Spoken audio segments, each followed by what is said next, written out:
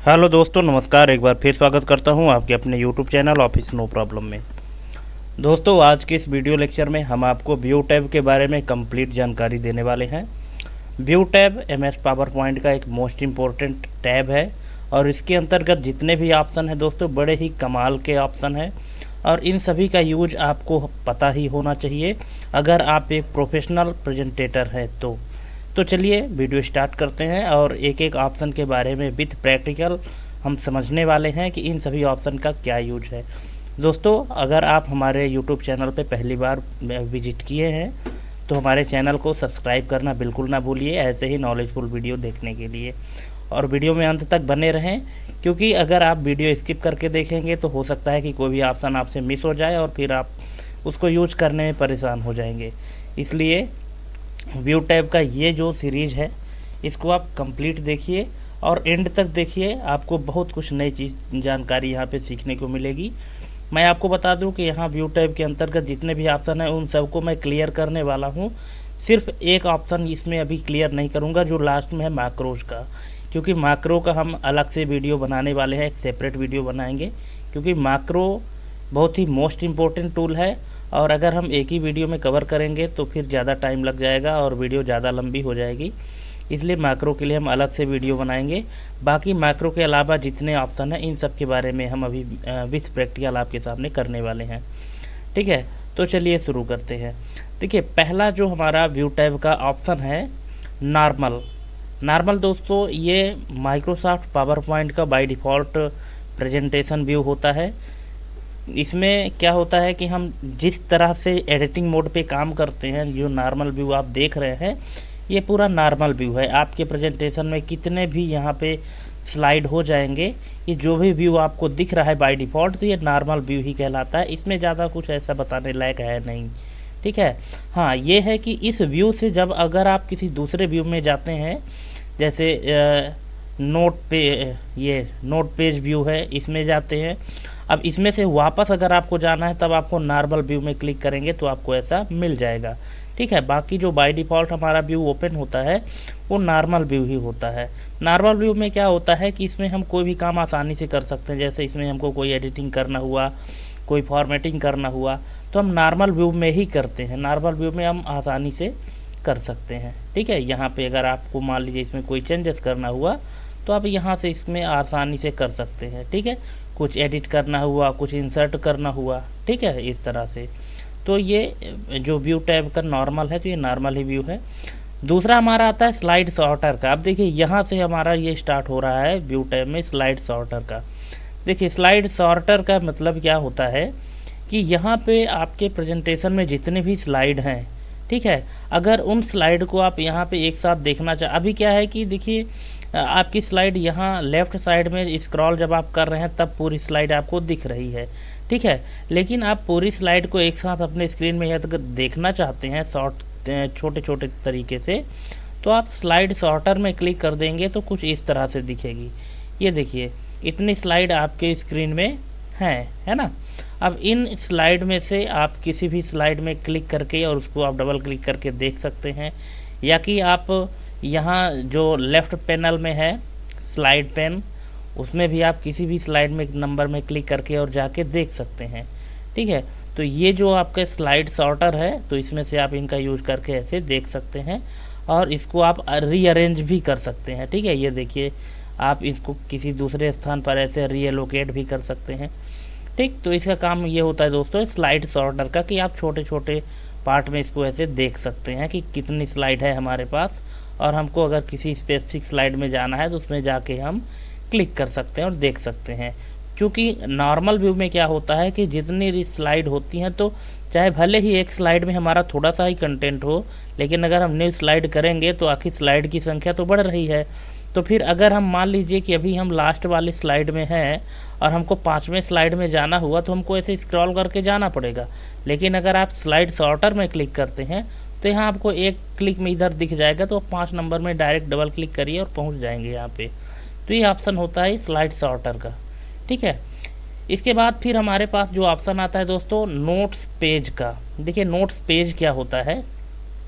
Notes page MS power point का एक most important tool होता है, एक मोस्ट इम्पोर्टेंट ऑप्शन होता है, जिसका यूज किस लिए करते हैं हम आपको यहाँ पे थोड़ा सा दिखाना चाहेंगे। स्लाइड के डाउन साइड में आप यहाँ देख रहे हैं क्लिक टू ऐड नोट्स का है। अब देखिए क्लिक टू ऐड नोट्स का काम क्या होता है कि जैसे इस प्रेजेंटेशन में इस स्लाइड के बारे में अगर आप थोड़ा सा कुछ शॉर्ट में नोट लिखना चाहते हैं तो इसके लिए यहाँ पे आप नोट ऐड कर सकते हैं। जैसे ये जो हम वीडियो बना रहे हैं व्यू टैब से रिलेटेड बना रहे हैं, और पहली स्लाइड में हमने लिखा है कि MS power point 2007 view tab options demonstration of all view tab features. ठीक है, तो यहाँ पे हमको अगर हम अपनी भाषा में या शॉर्ट की में हम कुछ लिखना चाहते हैं तो इसको हम इस तरह से लिख सकते हैं। तो या तो आप यहाँ क्लिक करके डायरेक्ट लिख सकते हैं, या तो आप नोट्स पेज में क्लिक करके और यहाँ भी लिख सकते हैं। जो चीज़ आप यहाँ लिखेंगे वही चीज़ आपको वहाँ नीचे भी देखने को मिलेगी। ठीक है, तो देखिए हम पहली स्लाइड में हैं, हम यहाँ पे क्लिक करते हैं, यहाँ पे नोट्स पेज में, और यहाँ पे आप क्लिक करिए और लिख दीजिए जैसे this is first slide of view tab options. ठीक है, अभी ये थोड़ा सा इसको हम यहाँ पे इसकी फॉन्ट साइज बढ़ा देते हैं। ठीक है, तो आपको और क्लियर दिखेगा। ठीक है, ये देखिए थोड़ी सी इसको बोल्ड कर देते हैं फॉन्ट साइज। ठीक है, इस तरह से अब हम इसको यहाँ से करते हैं व्यू टैब में जाके नॉर्मल में। तो ये देखिए हमने वहाँ पे जो भी लिखा था, तो यहाँ देखिए आप देख सकते हैं बॉटम साइड में this is first slide of view tab options का यहाँ पे लिखा के आ रहा है। ठीक है, जब आप अपने इस स्लाइड को स्लाइड शो करेंगे, ठीक है, स्लाइड शो जब आप करेंगे तो वो फीचर जो आपने ऐड किया था, नोट ऐड किया था, वो आपको यहाँ देखने को नहीं मिलेगा दोस्तों। ठीक है, तो फिर वो हमको देखने को कहाँ मिलेगा, वो हमको यहाँ देखने को मिलेगा, पहली बात। ठीक है, और दूसरी बात ये है कि ये हमको दूसरी जगह कहाँ मिलेगा कि जब आप इसका प्रिंट लेंगे। ठीक है, ये देखिए जब आप प्रिंट प्रीव्यू में जाइएगा, अभी भी आपको नहीं दिख रहा है, यहाँ से आप जाइए प्रिंट व्हाट में, जहाँ स्लाइड लिखा हुआ है, यहाँ करिए नोट्स पेजेस। ठीक है, इसमें जब आप क्लिक करेंगे तो जब आपकी स्लाइड प्रिंट होगी तो इस तरह से नीचे लिख करके आएगा। जैसे जब आप प्रिंट करेंगे अपनी स्लाइड को, तो यहाँ पे स्पीकर के लिए होता है कि उसको ये समझ में आए कि वो इस स्लाइड के बारे में क्या बताने वाला है, क्योंकि वो अपने लिए लिख के रखा होता है। जो प्रेजेंटेटर होता है वो अपने लिए लिख कर रखता है कि इस स्लाइड के बारे में हमको क्या बोलना है, ऑडियंस को हमको क्या समझाना है, वो यहाँ पे शॉर्ट में लिख लेता है ना, नोट्स के रूप में। ठीक, तो इसके लिए होता है। बाकी जब आप अपने स्लाइड को प्ले करेंगे ना, तब वहाँ पे आपका ये नोट्स शो नहीं होगा। ठीक है, इस तरह से। तो आई होप कि आप इसको समझ गए होंगे कि नोट्स पेज का यूज क्या होता है। अब फिर इसके बाद फिर ये चौथा ऑप्शन आपको मिल रहा है स्लाइड शो का। स्लाइड शो का तो बहुत बार यूज कर चुके हैं, जब से हम प्रेजेंटेशन की वीडियो आपके सामने ला रहे हैं, चाहे होम टैब हो, इंसर्ट हो, डिज़ाइन हो, एनिमेशन हो, स्लाइड शो हो, रिव्यू हो, हर बार हम यहाँ पे स्लाइड शो का यूज करते आ रहे हैं, जो हम F5 प्रेस करके रन करते हैं। चाहे हम F5 प्रेस कर दें, चाहे स्लाइड शो में क्लिक कर दें, जब हमारी प्रेजेंटेशन नॉर्मल से प्ले मोड में होती है, ठीक है, तब इसको हम स्लाइड शो कहते हैं। ऐसे में क्या होता है कि अब आपके स्लाइड में जो भी कंटेंट है वो प्ले हो गया है बड़े पर्दे पर, और इस तरह से जैसे आप प्रोजेक्टर वगैरह में अपना प्रेजेंटेशन देना चाहते हैं, तो अब इस तरह से आपका कंटेंट ऑडियंस के सामने डिस्प्ले हो जाएगा। तो ये होता है स्लाइड शो का ऑप्शन। ठीक है, ये इसमें बहुत कुछ खास बताने के लिए था नहीं, इसीलिए मैंने इसको नॉर्मल ही बता दिया है। F5 आप प्रेस करेंगे तो चाहे आप इसमें क्लिक करके प्ले कर लीजिए, या कि आप कीबोर्ड से शॉर्टकट की F5 प्रेस कर दीजिए तो भी रन हो जाएगा। ठीक है, अब इसके बाद यहाँ पे आता है दोस्तों स्लाइड मास्टर का। अब देखिए स्लाइड मास्टर क्या काम करता है। ठीक है, स्लाइड मास्टर जैसा कि नाम से ही पता है, मास्टर है ये किसका, स्लाइड का। अब क्या मास्टरी करता है ये देख लीजिए थोड़ा सा। स्लाइड मास्टर में हम जैसे ही क्लिक करते हैं तो इसका मतलब होता है कि इसके माध्यम से आप जो भी बदलाव एक स्लाइड में करेंगे वो बदलाव हर जगह पर अप्लाई हो जाएगा। जो भी फॉर्मेटिंग आप स्लाइड मास्टर के माध्यम से करेंगे वो फॉर्मेटिंग हर जगह पे अप्लाई हो जाएगा। सपोज यहाँ पे हम आपको थोड़ा सा डेमो देना चाहेंगे कि जैसे यहाँ पे पहली स्लाइड में जो हेडिंग लिखी गई है ये MS PowerPoint 2007 view tab options लिखा है। अगर हम दूसरे स्लाइड में जाते हैं तो यहाँ पे लिखा है प्रेजेंटेशन व्यू, तीसरे स्लाइड में जाते हैं तो प्रेजेंटेशन व्यूज नॉर्मल व्यूज लिखा है, फिर जाते हैं तो प्रेजेंटेशन व्यूज आउटलाइन व्यू, इस तरह से लिखा है। और आप पाएंगे कि हर प्रेजेंटेशन में कुछ ना कुछ टाइटल लिखा हुआ है, ठीक है, लिखा है। अब हम क्या चाहते हैं कि हम एक बार किसी एक स्लाइड के टाइटल में जो बदलाव करें, जो भी फॉर्मेटिंग अप्लाई करें, वो फॉर्मेटिंग प्रत्येक स्लाइड के टाइटल में हो जाए। ठीक है, समझ गए बात को? कहने का मतलब ये है कि हम एक फॉर्मेटिंग अपने किसी स्लाइड के एक टाइटल में अगर वो फॉर्मेटिंग अप्लाई करते हैं तो हमारे प्रेजेंटेशन में जितने भी स्लाइड हों वो फॉर्मेटिंग सभी स्लाइड में ऐड हो जाएं ऑटोमेटिक तरीके से। इसके लिए होता है स्लाइड मास्टर। ठीक है, चलिए करके देख लेते हैं। अभी आप देख पा रहे हैं कि हमारे पास इस स्लाइड में नॉर्मल ही है, सभी में एक जैसे दिख रहा है। अब यहाँ पे हम थोड़ा सा इसमें बदलाव करते हैं। जैसे अभी ब्लैक में लिखा है तो हम इनका सिर्फ कलर चेंज करते हैं। हम चाहते हैं कि जितने भी स्लाइड है और जो हेडिंग लिखी गई है सबसे ऊपर में, इन सब का कलर चेंज हो जाए एक ही क्लिक में, हमको बार बार ना करना पड़े।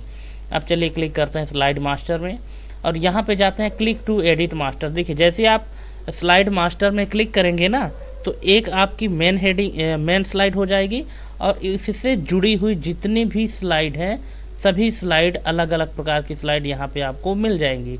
अब यहाँ पे लिखा है click to edit master title style. अब इसमें हम ऐसे क्लिक करते हैं, इसको सेलेक्ट करते हैं। देखिए सेलेक्ट कर लिए, होम टैब में गए, इसका कलर हम यहाँ से चेंज कर देते हैं। जैसे मान लीजिए कि हम इसको रेड कलर कर देते हैं। ठीक है, थोड़ी सी इसको हम बोल्ड भी कर देते हैं। ठीक है, थोड़ी इसकी साइज भी इंक्रीज करके और इसको हम अंडरलाइन कर देते हैं। ठीक है, इतना हो गया। अब इतना होने के बाद हम इसको करते हैं क्लोज। ठीक है, और जैसे ही हम इसको क्लोज करेंगे और यहाँ पे आप देख सकते हैं इसका हमारे पास ये चेंज हो गया है। ठीक है, एक का हमने चेंज कर दिया है। अब इसको जैसे ही हम यहाँ पे चेंज करेंगे, देखिए व्यू टैब में स्लाइड मास्टर में जाएंगे, यहाँ पे हमारा ये चेंज हो गया है। ठीक है, ये यहाँ पे हमको यहाँ पे करना था दोस्तों, हमने वहाँ पे दूसरी स्लाइड में किया है, इसको हमको करना था इसीलिए नहीं हो गया था। देखिए यहाँ पे हम जाएंगे होम टैब में, रेड, बोल्ड, अंडरलाइन और इटैलिक। ठीक है, अब यहाँ पे जब हम अप्लाई कर दिए, इसको हम कर देते हैं यहाँ पे क्लोज। अब देखिए जितने भी स्लाइड हैं आपके इस तरह से देख सकते हैं, सभी की जो हेडिंग है वो चेंज हो गई है।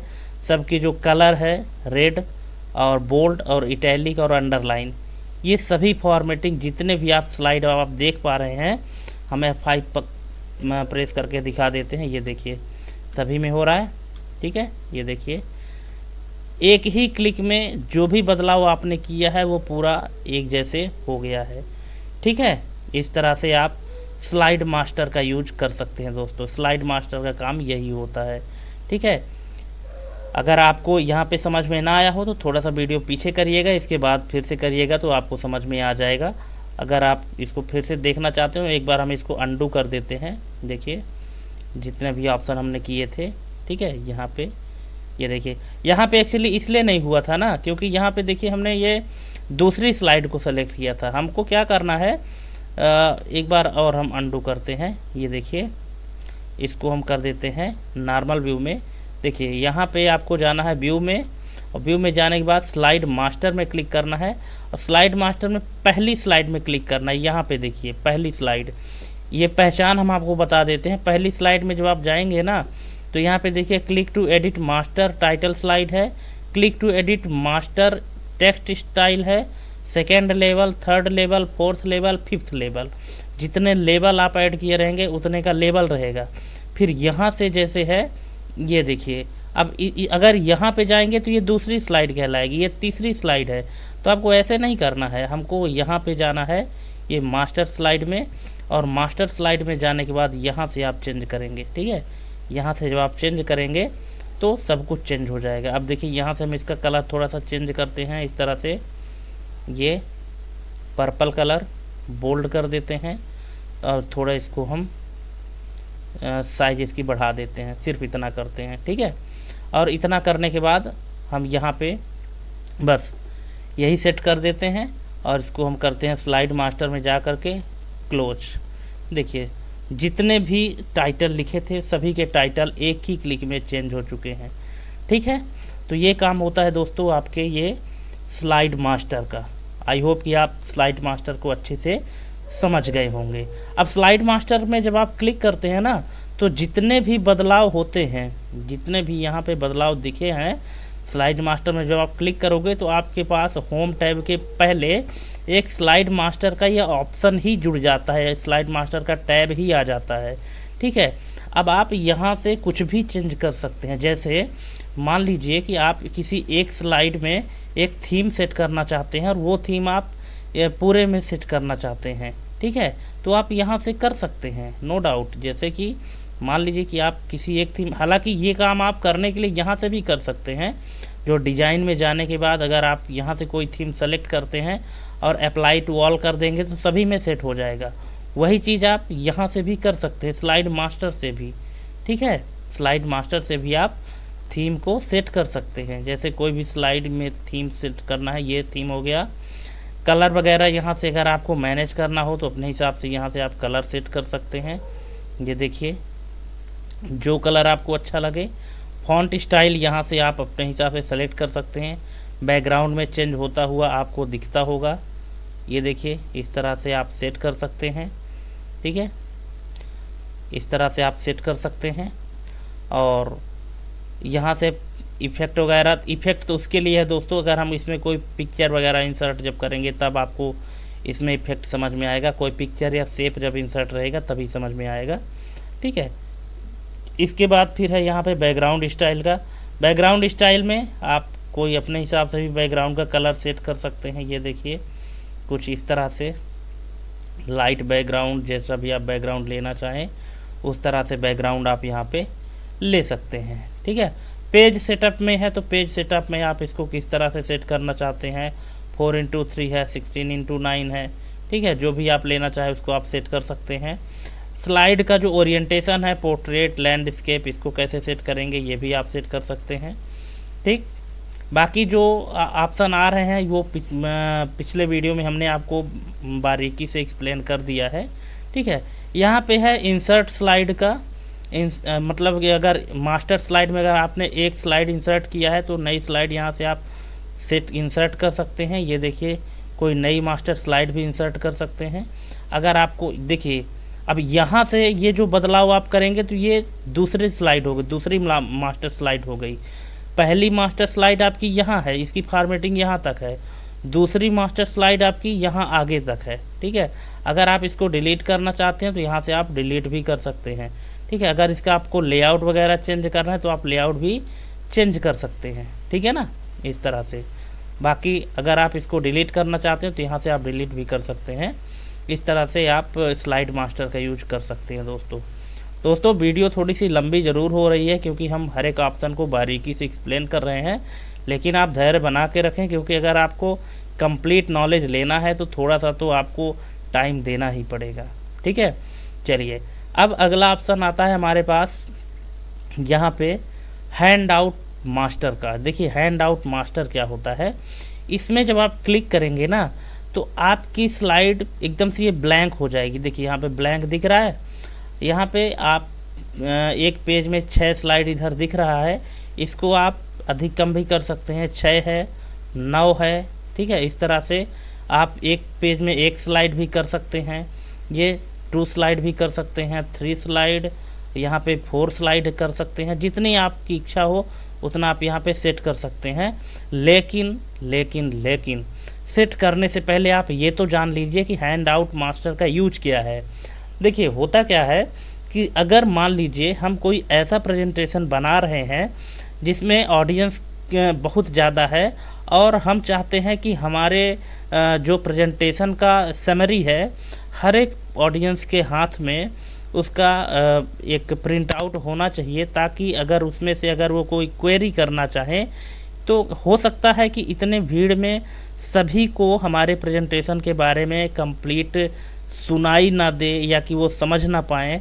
तो हमारे प्रेजेंटेशन का एक छोटा सा हैंड आउट में मतलब उनके अपने हाथ में रखने के लिए एक प्रिंट तरह से हर एक स्लाइड का एक छोटा छोटा प्रिंट आउट हम उनको दे सकते हैं शॉर्ट नोट के रूप में कि आप ये देख लीजिए, आप इसको रख लीजिए, क्योंकि इसी से संबंधित हम यहाँ पे प्रेजेंटेशन देने वाले हैं। तो अगर आपको कोई क्वेरी करना है तो आप इसमें भी देख सकते हैं और हम जो प्रेजेंट कर रहे हैं उसमें भी आप देख सकते हैं। ठीक है, तो ये इसके लिए होता है। तो आप यहाँ पे ऐसे सेट करेंगे, एक पेज में आपको कितने स्लाइड चाहिए, छोटे छोटे चाहिए तो हम जैसे मान लीजिए यहाँ पे बाय डिफ़ॉल्ट 6 आता है, हम 6 पेज का सेट करते हैं। अब आप कहेंगे यहाँ पे 6 पेज तो सेट हो गया है पर दिखाई नहीं दे रहा है। बिल्कुल दिखाई देगा दोस्तों, कैसे दिखाई देगा मैं आपको बताता हूँ। आप यहाँ पे हैंड आउट सेट करने के बाद जाइए यहाँ से ऑफिस बटन में, यहाँ से ऑफिस बटन में प्रिंट प्रीव्यू में जाइए और प्रिंट प्रीव्यू में जाने के बाद यहाँ पे प्रिंट व्हाट ऑप्शन में आप जाइए और यहाँ पे है देखिए हैंड आउट का। देखिए हैंड आउट में अभी आप स्लाइड में करेंगे तो एक स्लाइड प्रिंट होगी। इधर हैंड आउट 1 में जाइए तो 1 स्लाइड पर पेज, एक स्लाइड में मतलब एक पेज में एक स्लाइड। अगर 2 स्लाइड करते हैं पर पेज तो एक पेज में 2 स्लाइड आएगी। अगर 3 करते हैं तो 3 आएगी। ठीक है, अगर 4 करते हैं तो 4 आएगी। अगर 6 करते हैं तो 6 आएगी। इस तरह से जब आप इसको प्रिंट आउट इस तरह से सेट कर लेंगे ना और फिर इसका प्रिंट करके और ऑडियंस को दे देंगे और ऑडियंस भी अपने सामने इसको देखेगी, समझेगी। इसमें कोई अगर उनको फीडबैक देना हो तो फीडबैक भी दे सकती है, अच्छे से समझ सकती है। इसके लिए होता है दोस्तों ये हैंड आउट का। ठीक है, कि आप अपने प्रेजेंटेशन को जो भी आपने बनाया है तो एक पेज में ऐसे सेट करके छोटे छोटे में और प्रिंट करके दे दीजिए ऑडियंस को और ऑडियंस पढ़ेगी उसको और समझेगी और आपको उसमें प्रतिक्रिया देगी, अपना रिप्लाई देगी। ठीक है, तो आई होप कि आप इसको हैंड आउट मास्टर को समझ गए होंगे। ठीक है, अगर नहीं समझे हैं तो आप हमको कमेंट करके पूछ सकते हैं या कि हमारे वीडियो को थोड़ा पॉज करिए और पीछे करिए, फिर देखिए और साथ में प्रैक्टिकल करते चलिए तो आपको और अच्छे से समझ में आएगा। ठीक है, अब चलिए इसके बाद फिर हम चलते हैं हमारा नोट मास्टर का। नोट्स मास्टर क्या होता है, यहाँ पे हमने देखा नोट्स पेज, अब यहाँ पे हम देखेंगे नोट्स मास्टर क्या होता है। ठीक है, देखिए यहाँ पे क्या होता है दोस्तों कि मास्टर, जैसे हमने स्लाइड मास्टर का यूज किया, यहाँ स्लाइड शो था, यहाँ हमने स्लाइड मास्टर यूज किया, यहाँ स्लाइड सॉर्टर था। देखिए मास्टर शब्द जहाँ भी जुड़ जाता है ना उसका मतलब होता है कि आपने एक जगह पे कोई भी चीज़ सेट कर दिया तो वो हर जगह पे सेट होगी। ठीक है, ठीक उसी प्रकार से यहाँ पे हमने क्या किया था, नोट्स पेज में एक पेज के लिए किसी एक स्लाइड के लिए हमने यहाँ पे नोट सेट किया। देखिए जैसे पहली स्लाइड के लिए हमने यहाँ पे नोट सेट कर दिया था कि this is first slide of view tab option. Second में जाएंगे तो यहाँ पे हम कोई भी नोट ऐड नहीं किए हैं। ठीक है, थर्ड में जाएंगे तो भी हमने यहाँ पे कोई भी नोट ऐड नहीं किया है, लेकिन हम चाहते हैं कि हमारे प्रत्येक स्लाइड के बॉटम साइड में एक ऐसा नोट हो जो सभी के लिए इक्वल हो। जैसे हम अगर मान लीजिए यहाँ पे सेट करना चाहते हैं कि this presentation is very confidential. ठीक है, या कि अगर हम कोई ऐसा टेक्स्ट लिखना चाहते हैं जो सभी स्लाइड के नोट्स में लिखा रहे, उसके लिए हम यहाँ पे नोट्स मास्टर का यूज करते हैं। और यदि मान लीजिए आप कोई टेक्स्ट नहीं, कोई लोगो वगैरह रखना चाहते हैं कि आपके प्रेजेंटेशन के प्रत्येक स्लाइड के नीचे आपके कंपनी का लोगो आए, तो आप वो भी यहाँ से सेट कर सकते हैं। जैसे अब आप यहाँ पे आप देख सकते हैं कि हमारे पास इस प्रेजेंटेशन में टोटल 29 स्लाइड है। अगर हम सभी स्लाइड में एक एक करके ऐड करेंगे तब तो बहुत ज़्यादा टाइम लग जाएगा। ठीक है, और एक जो प्रोफेशनल प्रेजेंटेटर होता है तो उसके लिए इस तरह से काम करने का कोई तरीका नहीं है, उसके लिए एक स्मार्ट तरीका होना चाहिए।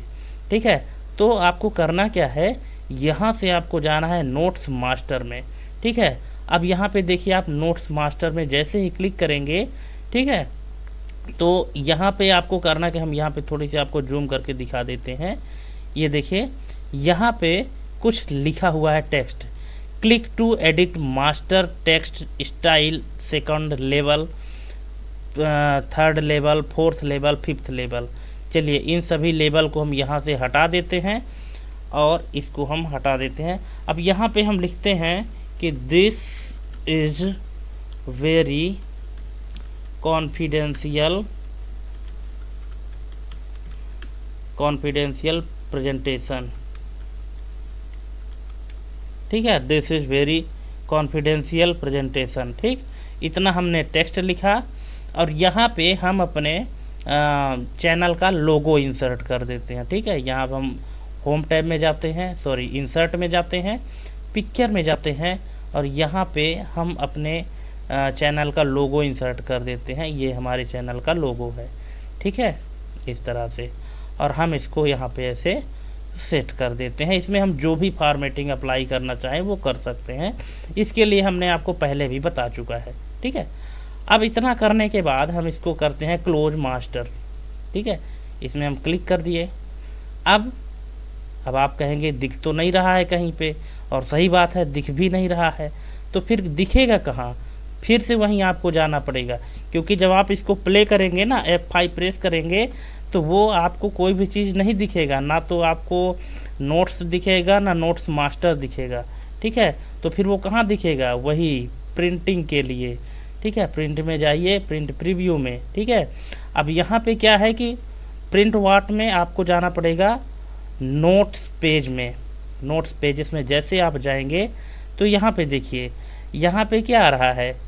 लोगो तो आ रहा है, पर यहाँ पे हमने जो लिखा था कि this is very confidential presentation, वो टेक्स्ट नहीं आ रहा है दोस्तों।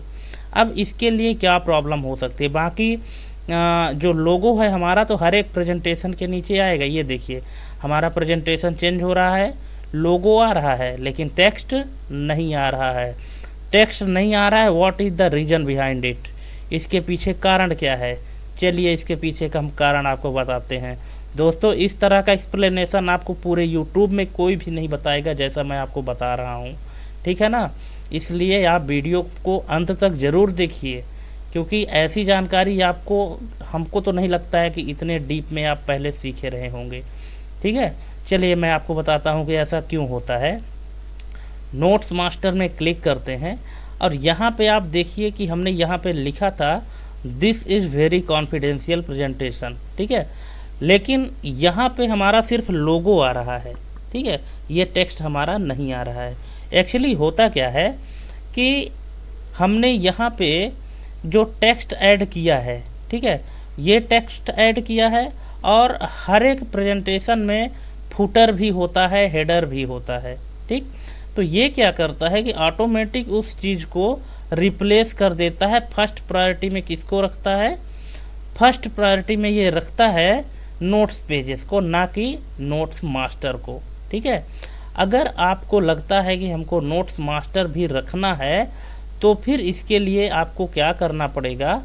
इसके लिए आपको एक काम करना पड़ेगा, और वो काम ये है कि यहाँ से इस चीज़ को हटाना पड़ेगा। ठीक है, इसको आप हटा दीजिए। ठीक है, और हटाने के बाद ये जो एरिया है आपका नोट्स मास्टर का, इसको आप थोड़ा सा छोटा कर लीजिए। इसको आप जितने में आपका ये लोगो एडजस्ट हो जाए, ठीक है, इतना एरिया आप रख लीजिए। इतने में हमारा ये आ जाएगा सफिशिएंट तरीके से। ठीक है, ये हमारा आ गया है। ठीक, अब इतना करने के बाद फिर आपको करना क्या है? यहाँ पे आप एरो की का यूज करके और इसको सेंटर में यहाँ पे ऐसे सेट कर सकते हैं। फिर आपको अगर कोई टेक्स्ट लिखना है, कोई ऐसा यूनिवर्सल टेक्स्ट, उसके लिए आपको जाना है इंसर्ट टैब में और एक यहाँ पे टेक्स्ट बॉक्स इंसर्ट करना है। ठीक है, अब यहाँ पे आप लिख दीजिए। ठीक है, जो लिखना है, हमको लिखना है this is very confidential presentation. Confidential की स्पेलिंग शायद गलत हो गई है दोस्तों, इसमें राइट क्लिक करके हम ये सही स्पेलिंग कर लेते हैं। और यहाँ पे हम इसको एक लाइन में कर लेते हैं। ये लाइन थोड़ी सी हम नीचे कर लेते हैं क्योंकि इसी फॉन्ट साइज ज़्यादा है। हम ये लोगो अपना यहाँ पे सेंटर में कर लेते हैं, ठीक है। और यहाँ पे ये हम इसको यहाँ पे टेक्स्ट बॉक्स को सेंटर में कर लेते हैं और यहाँ पे हम इस जो टेक्स्ट है हमारा इसको हम यहाँ पे सेंटर में कर लेते हैं और इसको हम थोड़ा सा रेड कलर दे देते हैं, थोड़ी सी फॉर्मेटिंग कर देते हैं ताकि ये रेड कलर अलर्ट है कॉन्फिडेंशियल का, तो ये यहाँ पे समझ में आए, ठीक है। और यहाँ पे मान लीजिए आप और कुछ ऐड करना चाहते हैं, this is very confidential presentation presented by office no problem, office no problem, ये हमारे चैनल का नाम है, आपको तो याद ही होगा, ठीक है। इस तरह से हम इसको सेट कर देते हैं, ठीक है।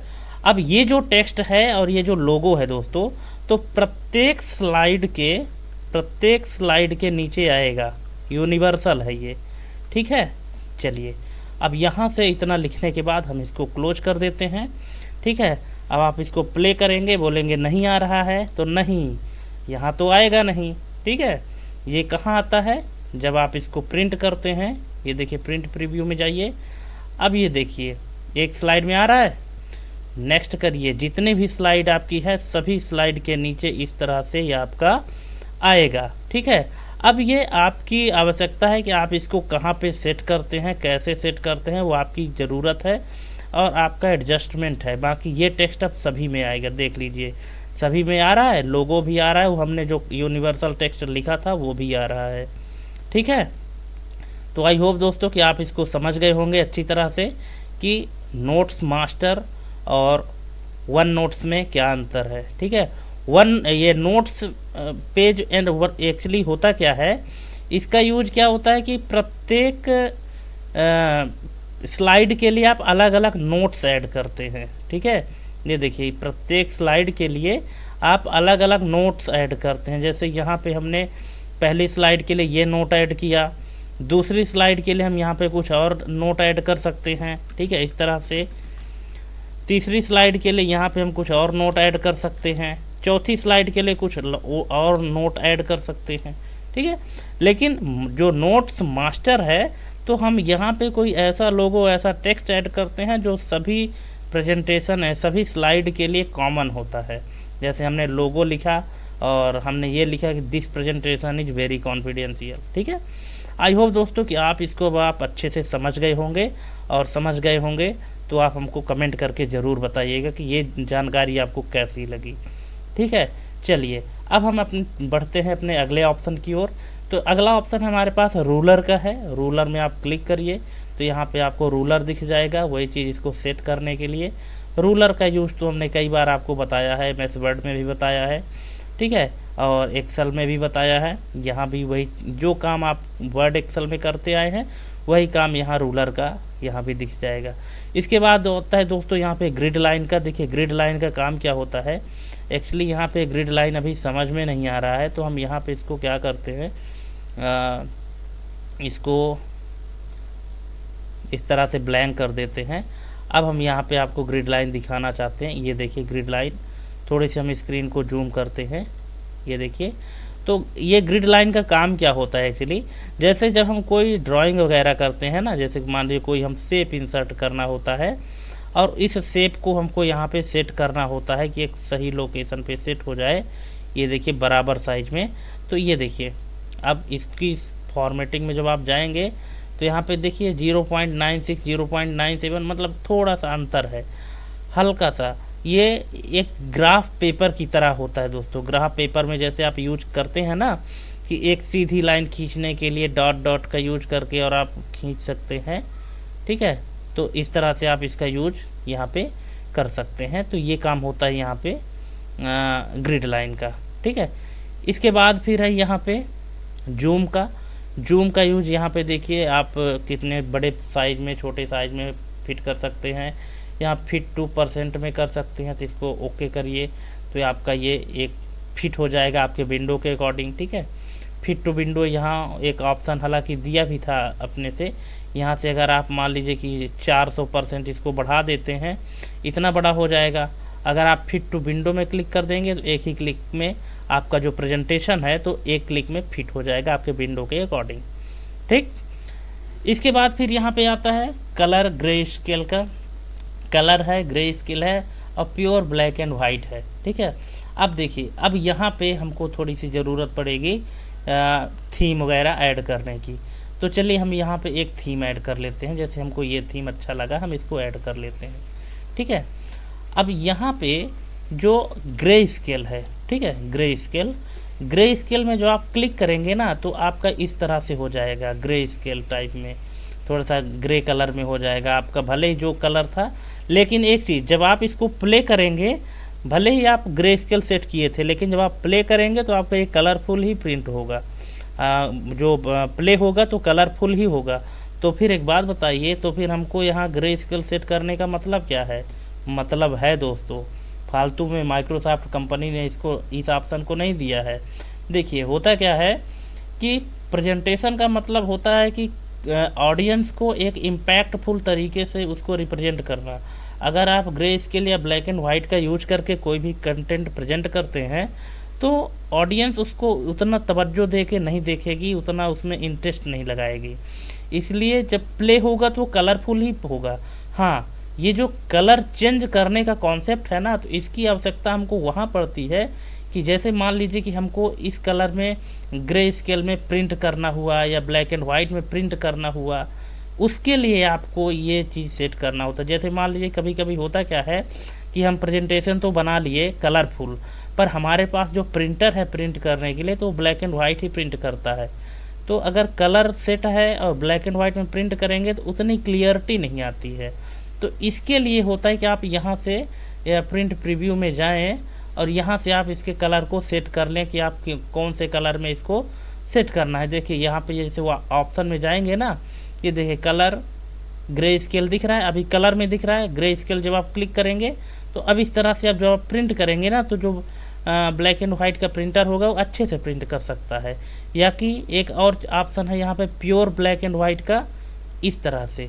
तो प्योर ब्लैक एंड वाइट में बैकग्राउंड में कुछ भी नहीं आएगा। ठीक है, ये देखिए जितने भी पेज आ रहे हैं आपके, सिर्फ आपकी लाइनिंग आ रही है, ये प्योर ब्लैक एंड वाइट है।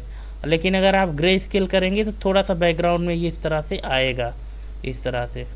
ठीक है, तो ये प्रिंटिंग के लिए यूज होता है दोस्तों। बाकी अगर आप सोचें कि हम यहाँ से इसको ग्रे स्केल या pure black and white set करके प्ले करेंगे तो प्ले नहीं होगा। प्ले होने के लिए वो कलरफुल ही प्ले होगा, इस चीज़ का आप विशेष ध्यान रखें। इसके बाद फिर आता है दोस्तों अगला ऑप्शन जो है हमारे पास विंडो का। न्यू विंडो है, अरेंज ऑल है, कैस्केड है, मूव स्प्लिट है। इसमें देखिए क्या होता है कि जैसे न्यू विंडो, अभी हमारे पास ये जो हमारे पास प्रेजेंटेशन है, view tab power point presentation 2007 demo का है। ठीक है, अगर हम इसमें अभी न्यू विंडो में क्लिक करते हैं तो एक और इसी की डुप्लीकेट विंडो बनके तैयार हो जाएगी। देखिए कैसे, ये देखिए यहाँ पे डेमो के बाद कॉलन फिर 2 लिख के आ गया है। ठीक है ना, मतलब अब हमारे पास 2 विंडो बन गई है। ठीक, ये देखिए, ये पहली विंडो, ये दूसरी विंडो। अगर और आप न्यू विंडो में क्लिक करते जाइए तो ये विंडो बढ़ती जाएगी। ये देखिए 4, 5, 6, अब हमारे पास 6 विंडो आ गई है।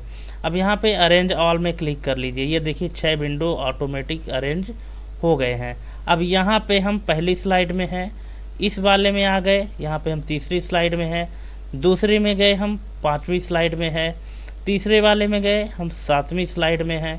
ठीक है, और इस तरह से आप अलग अलग विंडो में अलग अलग स्लाइड में काम कर सकते हैं। ठीक है, जैसे यहाँ पे आप कोई और काम कर सकते हैं, यहाँ पे कोई और काम कर सकते हैं। ठीक है, तो इसके लिए होता है दोस्तों कि आप अलग अलग तरीके से काम कर सकें एक ही विंडो में। ठीक है, और जब इसको आप क्लोज करेंगे तो वो जो है तो वो इफेक्ट सभी में अप्लाई हो जाएगा। इसके बाद यहाँ पे आता है कैस्केड का। कैस्केड का काम क्या होता है, जैसे अरेंजमेंट का ही एक तरीका है कैस्केड। जैसे अरेंज ऑल में क्या होता है कि छोटी छोटी विंडो डिस्प्ले हो गई है आपके स्क्रीन में। कैस्केड में जब आप करेंगे ना तो कैस्केड में क्या होगा, ये देखिए एक के नीचे एक आ जाएगी। जैसे आप फोटोशॉप में कोई भी फाइल जब एक से अधिक फाइल ओपन करते हैं तो एक सीक्वेंस में आ जाते हैं ना, इसको कैस्केड स्टाइल कहते हैं। कैस्केड स्टाइल में देखिए ये 6 नंबर फाइल है, ये 4 है, ये 5th है, सॉरी 3rd है, ये 5th है, और ये 1 है, 2 है, इस तरह से ये कैस्केड स्टाइल कहलाती है। ठीक है, इसके बाद फिर है मूव टू स्प्लिट, और ये स्विच विंडो। स्विच विंडो में अब देखिए यहाँ पे वही चीज़ है कि आपके एक फाइल के कितने, एक जो प्रेजेंटेशन था ओरिजिनल, उसके कितने यहाँ पे विंडो बन चुके हैं। हमने 6 बनाया था, ये उसके लिए होता है। ठीक है, आप एक एक करके इनको क्लोज कर सकते हैं, कोई दिक्कत नहीं है। ठीक है, देखिए हम यहाँ पे इसको क्लोज किए और सिर्फ एक ही हम रखना चाहते हैं, बाकी को हम हटा देना चाहते हैं। ये देखिए इसको हम मैक्सिमाइज कर लेते हैं। ठीक है, इसके बाद फिर यहाँ से आता है दोस्तों मूव स्प्लिट का। यहाँ पे मूव स्प्लिट का मतलब होता है कि जैसे ये जो लाइनिंग है ना पेन के लिए, स्लाइड पेन जिसको कहते हैं, अगर इसके साइज को अगर हम यहाँ से बढ़ाना घटाना चाहें तो इस तरह से हम इसको बढ़ा सकते हैं, घटा सकते हैं। ठीक है, हालांकि ये काम हम वैसे भी कर सकते हैं, जैसे अभी हम तो मान लीजिए इसको यूज करते हैं तो पता है, पर दूसरा यूजर उसको नहीं पता है कि हम इसको कैसे इसके साइज को बढ़ाएं घटाएं। तो आप मूव स्प्लिट में क्लिक कर दीजिए। देखिए जैसे मूव स्प्लिट में क्लिक करेंगे तो आपका जो माउस पॉइंटर है तो डायरेक्ट यहाँ पे जंप कर जाएगा। देखिए ये देखिए आपका माउस पॉइंटर आ गया है। अब आप इसको यहाँ से पकड़ के, और आप जैसे ये हमारा नोट वाला सेक्शन है तो आप इसको यहाँ से बढ़ा सकते हैं इस तरह से, और आवश्यकता पड़ने पर हम इसको यहाँ से घटा भी सकते हैं। ठीक है, इसी तरह से जो स्लाइड पेन है इसको भी आप यहाँ से बढ़ा सकते हैं और आवश्यकता पड़ने पर इसको घटा भी सकते हैं। ठीक है, तो आई होप दोस्तों कि आप इसको यहाँ से समझ गए होंगे कि व्यू टैब के इतने सारे ऑप्शन हैं, इनका क्या यूज है और कैसे कैसे इनको यूज करते हैं। ठीक है, आज के लिए बस इतना ही। हमारा जो व्यू टैब का लास्ट ऑप्शन बचा हुआ है मैक्रो का, मैक्रो के लिए दोस्तों हम एक दमदार वीडियो लेकर आने वाले हैं, और ऐसा यूज कि आपको पूरे यूट्यूब में उस तरह का यूज नहीं मिलेगा। इसलिए हमारे चैनल को सब्सक्राइब करके रखें, बेल आइकन प्रेस करके रखें, ताकि जैसे हम मैक्रो का वीडियो अपलोड करें तो आपको नोटिफिकेशन तुरंत मिल जाए और सबसे पहले आप उस जानकारी को गेन कर पाएँ। ठीक है, तो आज के लिए बस इतना ही, और मिलते हैं हम अपने अगले वीडियो में मैक्रो वीडियो के साथ। तब तक के लिए जय हिंद, वंदे मातरम।